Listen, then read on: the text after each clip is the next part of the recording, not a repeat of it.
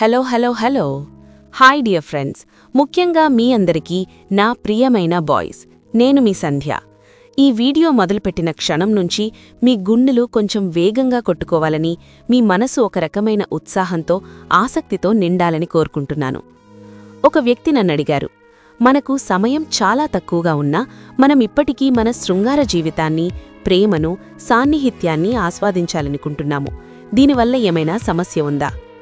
మీరు కూడా ఇప్పుడు ఆలోచిస్తున్నారా? వయసు పెరిగే కొద్దీ మన కోరికలు, మన వాంఛలు తగ్గిపోవాలా? శృంగారాన్ని ఆస్వాదించకూడదా? లేదా శృంగారం గురించి మాట్లాడితే మనసు వికృతమైనదని భావించాలా? వయసు పెరిగిన తర్వాత మన శృంగార జీవితం ఎలా ఉంటుంది? దానిని ఎలా ఆస్వాదించగలం? ఏ సమస్యలు ఎదురవుతాయి? నా ప్రతి వీడియో ద్వారా శృంగార సంబంధిత సమస్యలతో బాధపడుతున్న విద్యార్థులకు 2 విధాలుగా సహాయం చేయడానికి నేను ప్రయత్నం చేస్తాను. కాబట్టి ఈ ఛానల్కు సబ్స్క్రైబ్ చేయడం మర్చిపోకండి. ఈ వీడియోను లైక్ చేసి షేర్ చేయండి. సరే ఫ్రెండ్స్, వయస్సు మరియు శృంగారం గురించి ఇప్పుడు మనం హృదయపూర్వకంగా మాట్లాడుకుందాం. తరచుగా మనం వినేది ఏమిటంటే, వయసు పెరిగే కొద్దీ శృంగారం తగ్గిపోవాలి. కానీ ఏ పుస్తకం ఇలా చెప్తుంది? వయసుతో పాటు మన ప్రేమ తగ్గిపోతుందని ఎక్కడా రాసి ఉందా? అలాంటప్పుడు మన శృంగార జీవితం ఎందుకు తగ్గాలి? నేను హృదయపూర్వకంగా నమ్మేదేమిటంటే, ప్రేమకు, సాన్నిహిత్యానికి, శృంగారానికి వయసు అనేది ఎప్పుడూ పరిమితి కాదు.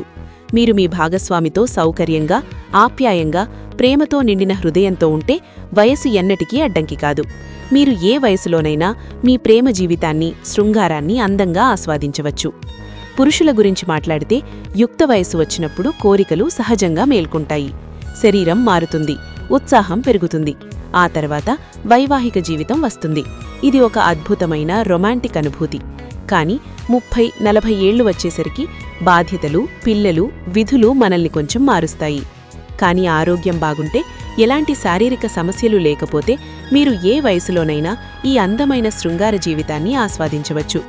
కొంతకాలం క్రితం 35-40 ఏళ్ల మధ్య వయసున్న కొంతమంది పురుషులు నాతో చెప్పారు, నా భార్య నాతోనే ఉంది, కానీ గత 20 ఏళ్లుగా మేము శృంగారం చేసుకోలేదు. ఈ వయసులో ఇలా ఎందుకు మాట్లాడుతున్నావు అని. కానీ ఫ్రెండ్స్, మీ ఆరోగ్యం సంపూర్ణంగా బాగుంటే, ఆర్థిక సమస్యలు లేకపోతే మీరు మీ శృంగార జీవితాన్ని ఎందుకు ఆస్వాదించకూడదు? మిమ్మల్ని తప్పుగా అర్థం చేసుకోవడం సరికాదు. శృంగారం మీ శరీరాన్ని మరింత చురుకుగా, ఆరోగ్యంగా, సంతోషంగా ఉంచుతుంది. ఇది మీకు ఆనందం మాత్రమే కాదు, మీ జీవితానికి కొత్త ఉత్సాహమిస్తుంది. ఇప్పుడు మహిళల గురించి మాట్లాడదాం. యుక్త వయసు వచ్చినప్పుడు వారిలో కూడా కోరికలు సహజంగా పుట్టుకొస్తాయి. శరీరం మారుతుంది. మెనోపాజ్ వచ్చిన తర్వాత కొంత తగ్గుదల ఉండవచ్చు.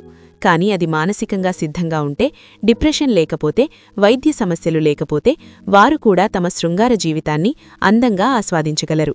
సమయం హెచ్చుతగ్గులకు లోనవుతుంది.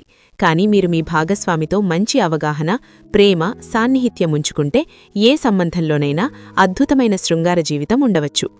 కుటుంబంలో పెద్దవారు కూడా శృంగారం ఆస్వాదించడం సహజం. ఒక వృద్ధుడు తన కోరికలను బయటపెట్టాలని ఆశించడం ఎందుకు తప్పు? ఇది సమాజం సృష్టించిన నిషిద్ధం కాదు.